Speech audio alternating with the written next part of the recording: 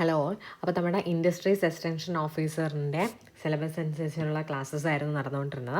അത് നമ്മൾ സ്റ്റാർട്ട് ചെയ്ത മോഡ്യൂൾ ഏതായിരുന്നു? നമ്മുടെ മോഡ്യൂൾ 1 അപ്ലൈഡ് എഞ്ചിനീയറിംഗ് ഫിസിക്സിലെ മോഡ്യൂൾ 1 അപ്ലൈഡ് ഒപ്റ്റിക്സ് ആയിരുന്നു നമ്മൾ സ്റ്റാർട്ട് ചെയ്തത്. അതിൽ ലേസേഴ്സിനെ പറ്റി നമ്മൾ പഠിച്ചു അല്ലേ? അപ്പോൾ ലേസറിൻ്റെ ഫുൾ ഫോം എല്ലാവരും ഓർക്കുന്നു എന്ന് വിശ്വസിക്കുന്നു. Light amplification by stimulated emission of radiation അതായിരുന്നു അതിൻ്റെ ഫുൾ ഫോം എന്ന് പറയുന്നത്. ഇനി അതിൻ്റെ ലേസറിൻ്റെ ക്യാരക്ടറിസ്റ്റിക്സ് നമ്മൾ പഠിച്ചു. ഇനി നമുക്ക് നോക്കാനുള്ളത് നമ്മൾ പറഞ്ഞു എന്താണ്, നമ്മുടെ ഒരു ലൈറ്റ് എമിറ്റ് ചെയ്യുന്നത് എന്ത് ചെയ്യാം? സ്പോണ്ടേനിയസ് എമിഷൻ വഴി ലൈറ്റ് എമിറ്റ് ചെയ്യാം, അല്ലെങ്കിൽ റേഡിയേഷൻ എമിറ്റ് ചെയ്യാം, അല്ലെങ്കിൽ സ്റ്റിമുലേറ്റഡ് എമിഷൻ വഴി എന്ത് ചെയ്യാം? റേഡിയേഷൻ എമിറ്റ് ചെയ്യാം, അല്ലെങ്കിൽ എന്താണ് അബ്സോർപ്ഷൻ വഴി. എന്ത് അബ്സോർപ്ഷനാണ്? നമ്മുടെ ഇൻഡ്യൂസ്ഡ് അബ്സോർപ്ഷൻ വഴി എന്ത് ചെയ്യാം? റേഡിയേഷൻ എമിറ്റ് ചെയ്യാം. ഓക്കെ, നമ്മുടെ ലേസറിൽ വരുന്നത് എങ്ങനെയാണ്? സ്റ്റിമുലേറ്റഡ് എമിഷനാണ് വരുന്നത്. അപ്പോൾ എന്താണ് ഈ സ്പോണ്ടേനിയസ് എമിഷൻ, അല്ലെങ്കിൽ എന്താണ് ഈ സ്റ്റിമുലേറ്റഡ് എമിഷൻ, എന്താണ് ഇൻഡ്യൂസ്ഡ് അബ്സോർപ്ഷൻ, ഇതെന്താണെന്ന് നമ്മൾ കറക്റ്റായിട്ട് അറിഞ്ഞിരിക്കണം. ഓക്കെ, അപ്പോൾ അതിൽ ഫസ്റ്റ് വരുന്നത് സ്പോണ്ടേനിയസ് എമിഷൻ എന്താണെന്നാണ്. ഓക്കെ, സ്പോണ്ടേനിയസ് എമിഷൻ എന്ന് പറഞ്ഞാൽ അതായത് ഒരു ആറ്റം അതിൻ്റെ എക്സൈറ്റഡ് സ്റ്റേറ്റിലാണ്. ഓക്കെ, എക്സൈറ്റഡ് സ്റ്റേറ്റ് എന്ന് പറഞ്ഞാൽ എന്താണ് അതിൻ്റെ മീനിങ് എന്ന് പറയുന്നത്? ആ ആറ്റത്തിൻ്റെ ഇതെന്ന് പറയുന്നത് അതിൻ്റെ ലോവർ എനർജി ലെവലാണ്, ഇത് higher energy level. Excited state എന്ന് പറയുമ്പോൾ നമ്മുടെ ആറ്റം എവിടെയാണ് ഇരിക്കുന്നത്? ഈ ഒരു ഹയർ എനർജി ലെവലിലാണ് എന്ത് ചെയ്യുന്നത്? ആറ്റം ഇരിക്കുന്നത്. ഓക്കെ, അപ്പോൾ ഈ ഒരു ആറ്റം അതിൻ്റെ എക്സൈറ്റഡ് സ്റ്റേറ്റിൽ നിന്നും ലോവർ എനർജി സ്റ്റേറ്റ് ആയിട്ടുള്ള E1 എന്ത് ചെയ്യുന്നു? സ്വയം ഇറങ്ങി വരുവാണ്. Okay, when an atom is in excited state it can make A transition. Okay, അതിനെന്ത് ചെയ്യാം? ട്രാൻസിഷൻ നടത്താം. എങ്ങനെയാണ്? ലോവർ എനർജി ലെവലിൽ വരാം. ഓക്കെ, പക്ഷേ ഇവിടെ എന്ത് ചെയ്യുന്നില്ല? ഒരു എക്സ്റ്റേണൽ റേഡിയേഷൻ വരുന്നുണ്ടോ? എന്തെങ്കിലും ഒരു എക്സ്റ്റേണൽ റേഡിയേഷൻ ഇവിടെ വരുന്നുണ്ടോ? ഇല്ല. അതിൻ്റെ സ്വന്തം ഇഷ്ടപ്രകാരം എന്ത് ചെയ്യുന്നു? താഴേക്ക് വരുന്നതാണ് അല്ലേ? So without the influence of any external radiation ആണല്ലോ. സോ ഡ്യൂറിങ് സച്ച് ട്രാൻസിഷൻ, അപ്പോൾ ഇങ്ങനെ ആറ്റം എന്ത് ചെയ്യുന്നു? ഹയർ എനർജി ലെവലിൽ നിന്ന് ലോവർ എനർജി ലെവലിലേക്ക് വരുമ്പോഴത്തേക്കും എന്ത് ചെയ്യും? അവിടെ നിന്ന് റേഡിയേഷൻസ് എമിറ്റ് ആവും. ഓക്കെ, ആ റേഡിയേഷൻ എമിറ്റ് ചെയ്യുമ്പോൾ അതിൻ്റെ എനർജി എന്ന് പറയുന്നത് hν ആയിരിക്കും. എന്തായിരിക്കും? hν. h എന്ന് പറഞ്ഞാൽ എന്താണ്? നമ്മുടെ പ്ലാങ്ക്സ് കോൺസ്റ്റൻ്റ് ആണ്. Okay, planks constant. ന്യൂ എന്ന് പറഞ്ഞാൽ ആ ഒരു റേഡിയേഷൻ്റെ ഫ്രീക്വൻസിയാണ് ഉദ്ദേശിക്കുന്നത്. അപ്പോൾ നമ്മുടെ ആറ്റം എക്സൈറ്റഡ് സ്റ്റേറ്റിൽ ഇരിക്കുകയാണ്. അവിടെ നിന്ന് എക്സൈറ്റഡ് സ്റ്റേറ്റിൽ ഇരിക്കുകയാണ്. നമ്മുടെ വിത്തൗട്ട് ഒരു എക്സ്റ്റേണൽ എനർജി റേഡിയേഷനോ അല്ലെങ്കിൽ എക്സ്റ്റേണൽ സോഴ്സ് ഓഫ് എനർജി ഒന്നും ഇല്ലാണ്ട് തന്നെ അതെന്ത് ചെയ്യുന്നു? ലോവർ എനർജി ലെവലിലേക്ക് വരുന്നു. അങ്ങനെയാണെങ്കിൽ അവിടെ എന്ത് ചെയ്യും? ഒരു റേഡിയേഷൻ എമിറ്റ് ആവും. അതിൻ്റെ എനർജി എന്ന് പറയുന്നത് എത്രയാണ്? hν ആണ്. ഓക്കെ, അപ്പോൾ അതിൻ്റെ hν എന്ന് പറഞ്ഞാൽ h എന്ന് പറഞ്ഞാൽ പ്ലാങ്ക്സ് കോൺസ്റ്റന്റ്, ന്യൂ എന്ന് പറഞ്ഞാൽ ഫ്രീക്വൻസി. ഓക്കെ, അപ്പോൾ ഈ ഒരു പ്രോസസ്സിനെയാണ് എന്തെന്ന് വിളിക്കുന്നത്? സ്പോണ്ടേനിയസ് എമിഷൻ എന്ന് വിളിക്കുന്നത്. എന്താണ്? ആറ്റം എക്സൈറ്റഡ് സ്റ്റേറ്റിൽ നിന്ന് ലോവർ എനർജി സ്റ്റേറ്റിലേക്ക് വരുന്നു. അപ്പോൾ എന്ത് ചെയ്യുന്നു? ഫോട്ടോൺസ് എമിറ്റ് ആവുന്നു.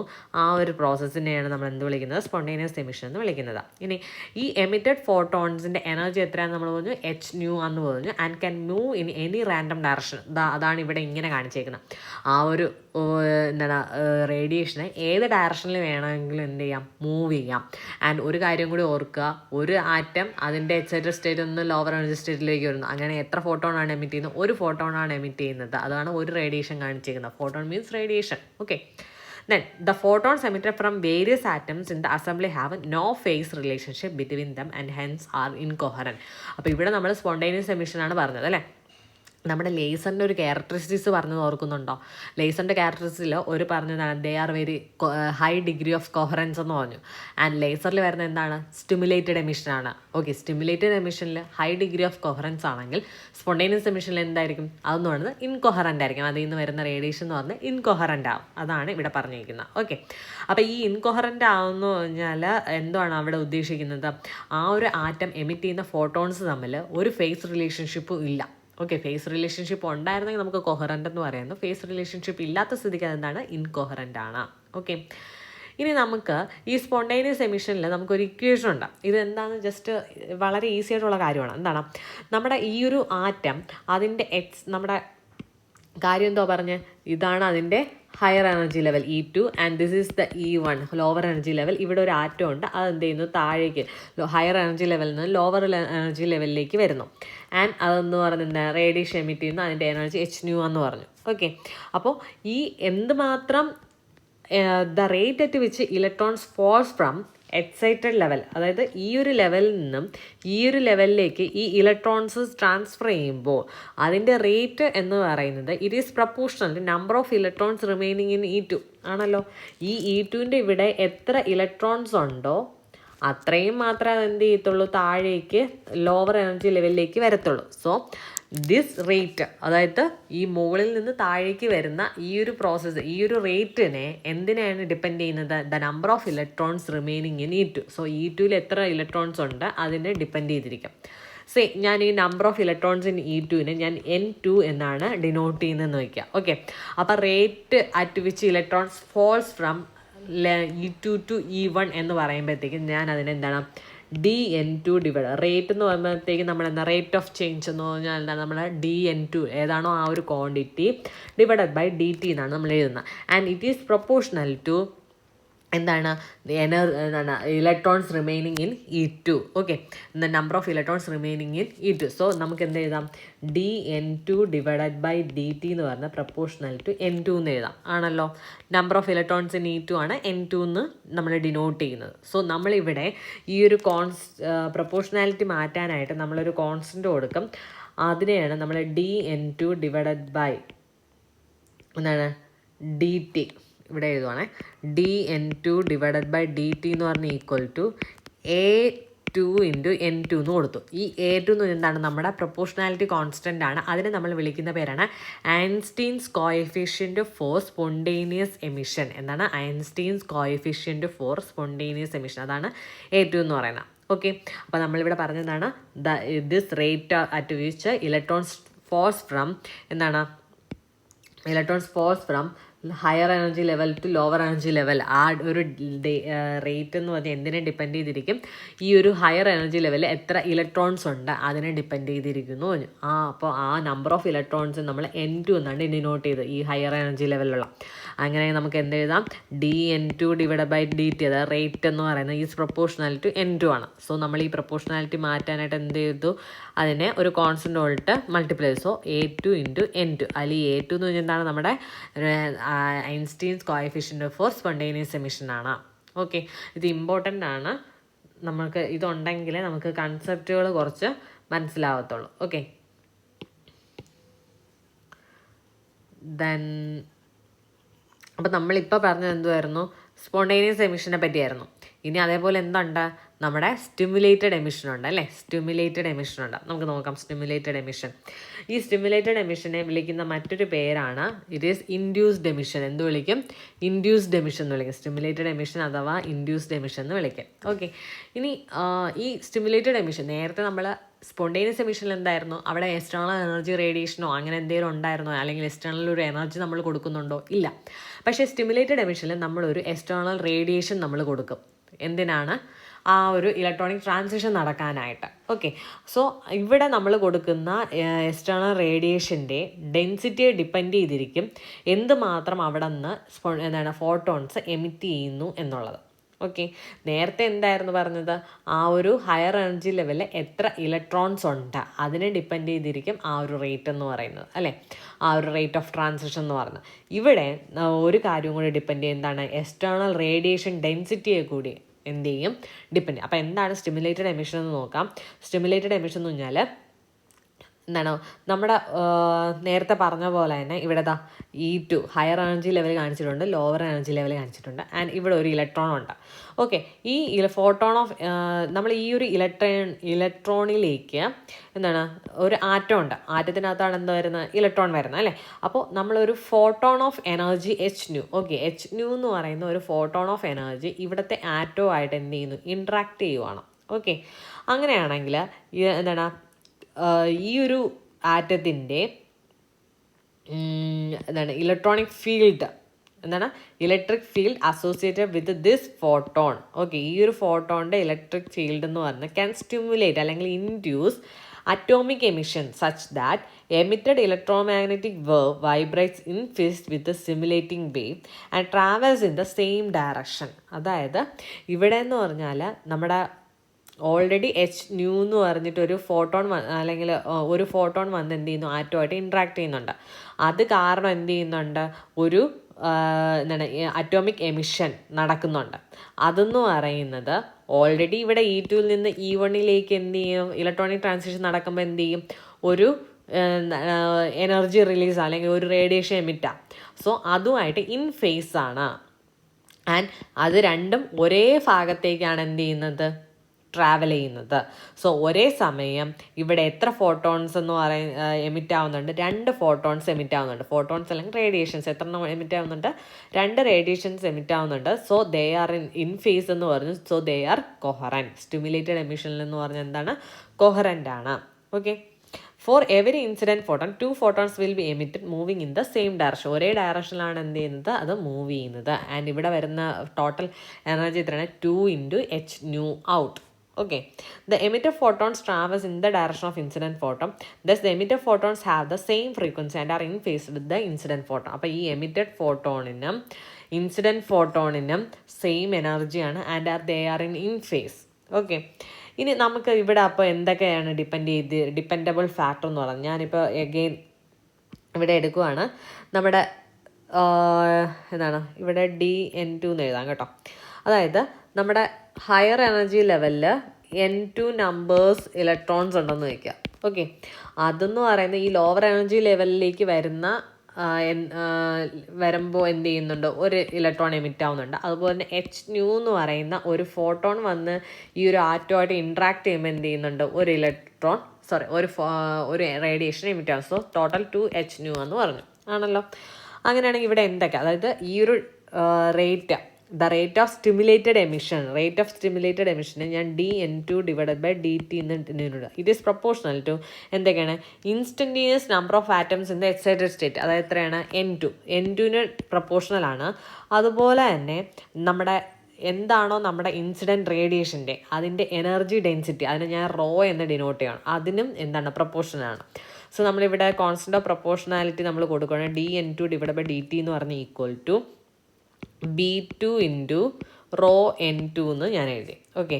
അതിൽ ഈ B2 എന്ന് പറഞ്ഞാൽ എന്താണ്, നമ്മുടെ ഐൻസ്റ്റീൻസ് കോഎഫിഷ്യൻറ്റ് ഫോർ ഏതാണ്, നമ്മുടെ stimulated emission. Einstein's coefficient for stimulated emission, അതാണ് നമ്മുടെ B2 എന്ന് പറയുന്നത്. ഓക്കെ. റോ എന്ന് പറയുന്നത് എന്താണ്, നമ്മുടെ ഇൻസിഡൻറ്റ് റേഡിയേഷൻ്റെ അല്ലെങ്കിൽ ഇത് ആ ഒരു റേഡിയേഷൻ വരുമ്പോൾ h nu എന്ന് പറയുന്ന ഒരു റേഡിയേഷൻ വരുമ്പോൾ ആണ് എന്ത് ചെയ്യുന്നത്, ഇവിടെ ഫോട്ടോൺ വന്ന് ഈ ആറ്റുമായിട്ട് ഇൻട്രാക്ട് ചെയ്യുമ്പോഴാണ് ഒരു റേഡിയേഷൻ എമിറ്റ് ആവുന്നത് അല്ലേ. അപ്പോൾ അതിൻ്റെ ഒരു എക്സ്റ്റേണൽ റേഡിയേഷൻ്റെ ഡെൻസിറ്റിയാണ് നമ്മുടെ റോ എന്ന് പറഞ്ഞാൽ. N2 എന്ന് പറഞ്ഞാൽ ഹയർ എനർജി ലെവലിൽ എത്ര ഇലക്ട്രോൺസ് ഉണ്ട്, അതാണ് N2. ഓക്കെ. അപ്പോൾ റേറ്റ് ഓഫ് സ്റ്റിമുലേറ്റഡ് എമിഷൻ എന്ന് പറയുന്നത് ഈസ് പ്രൊപ്പോർഷണൽ ടു എന്താണ്, instantaneous number of atoms in the excited state, അല്ലെങ്കിൽ നമ്പർ ഓഫ് ആറ്റംസ് അല്ലെങ്കിൽ electrons. Okay. And energy intensity of the incident radiation. So DN2 / dt എന്ന് പറയുന്നത് equal to B2 × raw N2. B2 എന്ന് പറഞ്ഞാൽ എന്താണ്, Einstein's coefficient for stimulated emission. ഇനി നമ്മൾ ഇവിടെ ഒരു ഇക്വേഷൻ പഠിക്കാനുള്ളൂ. അതായത് നമുക്ക് വേറെ ഒന്നും വേണ്ട, ജസ്റ്റ് ഈ ഒരു കാര്യം മാത്രം അറിഞ്ഞിരുന്നാൽ മതി. നമ്മുടെ ഈ ഒരു കോഎഫിഷ്യൻസ് പറഞ്ഞില്ലേ, അല്ലെങ്കിൽ ഇത് നമുക്ക് ലാസ്റ്റ് പറയാം. ഓക്കെ. ഈ ഒരു ഭാഗം ഇമ്പോർട്ടൻ്റ് ആണ്. നമുക്ക് ഇൻഡ്യൂസ്ഡ് അബ്സോർപ്ഷനും കൂടി കഴിഞ്ഞിട്ട് അത് പറയാം. ഓക്കെ. എന്നാലും നമുക്ക് മനസ്സിലാവും. ഓക്കെ. ഇനി എന്താണ് നമ്മൾ ഇൻഡ്യൂസ്ഡ് അബ്സോർപ്ഷൻ എന്നാണ് നമ്മൾ പഠിക്കാൻ പോകുന്നത്. ഇൻഡ്യൂസ്ഡ് അബ്സോർപ്ഷൻ എന്ന് പറഞ്ഞാൽ ഇവിടെ നോക്കാം, if an atom is initially in lower energy level. Okay. എന്താണ് ആറ്റം എന്ന് പറയുന്നത്, എന്താണ് ഇപ്പോൾ നമ്മുടെ ആറ്റം എന്ന് പറയുന്നത് ഇതെന്ന് പറഞ്ഞാൽ ഹയർ എനർജി ലെവൽ, ഇതെന്ന് പറഞ്ഞാൽ ലോവർ എനർജി ലെവൽ. നമ്മുടെ ആറ്റം എവിടെ ഇരിക്കുകയാണ്, ലോവർ എനർജി ലെവലിൽ ഇരിക്കുകയാണ്. ഓക്കെ. ഇതിനെ ഞാൻ E0 എന്ന് ഡെനോട്ട് ചെയ്തു. Okay. Lower energy level. It can rise to a higher energy level. Okay. ഇതിനെന്ത് ചെയ്യാം, ഈ ഒരു ഹയർ എനർജി ലെവലിലേക്ക് കയറാം. എപ്പോഴാണ് കയറാൻ പറ്റുന്നത്, ലോവർ എനർജി ലെവലിൽ ഇരിക്കുന്ന ഒരു ആറ്റത്തിന് എപ്പോൾ ഹയർ എനർജി ലെവലിലേക്ക് കയറാം, by absorbing a photon of energy ആണല്ലോ. ഇതിലേക്ക് ഒരു ഫോട്ടോൺ ഓഫ് എനർജി വന്നു കഴിഞ്ഞാൽ എന്ത് ചെയ്യും, ഈ ആറ്റത്തിന് ഹയർ എനർജി ലെവലിലേക്ക് കയറാം. ഓക്കെ. അങ്ങനെയാണെങ്കിൽ ഇവിടെ എന്ത് നടന്നു എന്ന് പറയാം, നമുക്ക് ഇൻഡ്യൂസ്ഡ് അബ്സോർപ്ഷൻ നടന്നു എന്ന് പറയാം. അതായത് ഈ ഒരു ഫോട്ടോൺ വന്ന് ഇവിടുത്തെ ആറ്റോമായിട്ട് ഇൻട്രാക്ട് ചെയ്തതിൻ്റെ ഫലമായിട്ടാണ് അതിന് ഒരു എനർജി കിട്ടുന്നത്. എന്നിട്ടാണ് അതിൽ നിന്ന് ഹയർ ലെവലിലേക്ക് പോകുന്നത്. അന്നേരം എന്ത് ചെയ്യും, ഒരു റേഡിയേഷൻ എമിറ്റാവും. ഇതിനെയാണ് നമ്മൾ ഇൻഡ്യൂസ്ഡ് അബ്സോർപ്ഷൻ എന്ന് പറയുന്നത്. സോ നമുക്കിവിടെ ഉണ്ടാവുന്ന ഈ ഒരു എനർജി ഡിഫറൻസിനെ നമുക്ക് E2 - E1 എന്ന് പറയാം. And it is equal to H. എന്തുമാത്രം റേഡിയേഷൻ ഇവിടെ നിന്ന് എമിറ്റ് ആവുന്നു അതിൻ്റെ ഇതിന് ഈക്വൽ ആയിരിക്കും. ഇനി according to Einstein's induced absorption rate എങ്ങനെയാണ്, എന്തുമാത്രം ഇവിടെ റേഡിയേഷൻ എമിറ്റ് ആവും, ഈ ലോവർ എനർജി ലെവലിൽ എന്തുമാത്രം ഇലക്ട്രോൺസ് അല്ലെങ്കിൽ ആറ്റംസ് ഉണ്ടോ അതിൻ്റെ എണ്ണത്തിന് പ്രൊപ്പോർഷണൽ ആയിരിക്കും. അതുപോലെ തന്നെ ഇവിടെ വരുന്ന ആ ഒരു ഇൻസിഡൻറ്റ് റേഡിയേഷൻ അത് കാരണം സ്റ്റിമുലേറ്റ് ചെയ്തിട്ടല്ലേ ഇത് ലോവർ എനർജി ലെവലിൽ നിന്ന് ഹയറിലേക്ക് പോകുന്നത്. സോ ആ ഒരു റേഡിയേഷൻ്റെ ഡെൻസിറ്റിയെയും ലോവർ എനർജി ലെവൽ എത്ര ആറ്റംസ് ഉണ്ട് അതിൻ്റെ നമ്പറിനെയും എന്ത് ചെയ്യും, ഇതെന്ന് പറയുന്നത് ഡിപ്പെൻഡ് ചെയ്യും. സോ dN ആ ഒരു റേറ്റിന് ഞാൻ dN1/dt എന്ന് എഴുതി. It is proportional to density of induced photon into N1. N1 എന്ന് പറഞ്ഞാൽ എന്താണ്, നമ്മുടെ നമ്പർ ഓഫ് ആറ്റംസ് അല്ലെങ്കിൽ unit volume in lower energy. So നമുക്കിവിടെ എന്ത് എഴുതാം, dN1/dt എന്ന് പറഞ്ഞ് ഈക്വൽ ടു ഞാൻ B1 × ρN1 എന്ന് എഴുതി. സോ B1 എന്ന് പറഞ്ഞാൽ എന്താണ്, ഇവിടെ Einstein's coefficient of induced absorption. Okay, അപ്പോൾ നമ്മളിവിടെ കുറച്ച് ഐൻസ്റ്റീൻസ് കോഎഫിഷ്യൻസിനെ പറ്റി പറഞ്ഞു. എന്തൊക്കെയായിരുന്നു അതെന്ന്, A2, B1, B2 ഇങ്ങനെ 3 കോഎഫിഷ്യൻസിനെയാണ് പറഞ്ഞത് അല്ലേ. സോ ഇതിൻ്റെ മൂന്നിൻ്റെയും ബേസിസിലാണ് നമ്മളിവിടെ എന്ത് ചെയ്തേക്കുന്നത്, റിസൾട്ട് എഴുതിയേക്കുന്നത്. അതായത് നമ്മൾക്ക് കുറച്ച് റിലേഷൻസ് ഒക്കെ നമുക്ക് ഇതിൽ ഡെവലപ്പ് ചെയ്യാൻ പറ്റും. അതൊന്നും നമുക്ക് വേണ്ട. ഈ ഒരു റിലേഷൻ അറിയാം, B1 എന്ന് പറഞ്ഞാൽ ഈക്വൽ ടു B2. ഓക്കെ, അപ്പോൾ നമ്മുടെ B1 എന്ന് പറഞ്ഞാൽ എന്തുവായിരുന്നു, Einstein's coefficient for induced absorption ആയിരുന്നു. And it is equal to Einstein's coefficient for എന്താണ്, നമ്മുടെ സ്റ്റിമുലേറ്റഡ് എമിഷന് ഈക്വൽ ആണ്. ഇനി A2ഉം B2ഉം തമ്മിൽ എങ്ങനെ ബന്ധപ്പെട്ടിരിക്കുന്നു അതാണ് നമുക്ക് ഇവിടെ ഒരു ക്വസ്റ്റ്യനിൽ തന്നേക്കുന്നത്, ഇവിടെ ഒരു ഇക്വേഷനിൽ കാണിച്ചേക്കുന്നത്. എങ്ങനെയാണ് ബന്ധപ്പെട്ടിരിക്കുന്നത്, A2/B2 എന്ന് പറയുന്നത് ഈക്വൽ ടു 8πh⁴ ഈ ഒരു ഇക്വേഷൻ ഇമ്പോർട്ടൻ്റ് ആണ്. നമ്മുടെ അസിസ്റ്റൻറ്റ് ഡയറക്ടറിൻ്റെ എക്സാമിന് ചോദിച്ച ഇക്വേഷനാണ്. ഓക്കെ, അപ്പോൾ അസിസ്റ്റൻറ്റ് ഡയറക്ടറിൻ്റെ എക്സാമിന് ചോദിച്ചത് ഇങ്ങനെയാണ്, the ratio of stimulated emission to spontaneous emission എന്ന് പറയുന്നത് അതിൻ്റെ ഇക്വേഷൻ എന്താണ് 8πh⁴ ആൻഡ് ഇവിടെ നമുക്ക് കാണാം ഈ A2/B2 this ratio is proportional to ν³ അല്ലേ. അതാണ് ഇവിടെ എഴുതിയത്, ratio spontaneous emission to stimulated emission എന്ന് പറഞ്ഞാൽ ഈസ് പ്രൊപ്പോർഷണൽ ടു ν³. ഇനി നമ്മുടെ സ്റ്റിമുലേറ്റഡ് എമിഷൻ നടക്കണം, അതായത് ലേസറിൽ നമ്മൾ ഏതാണ് നടക്കുന്നത്, സ്റ്റിമുലേറ്റഡ് എമിഷനാണ്. സോ അത് നടക്കണമെന്നുണ്ടെങ്കിൽ എന്താണ് stimulated emission exceeds the spontaneous emission ആയിരിക്കണം അല്ലേ.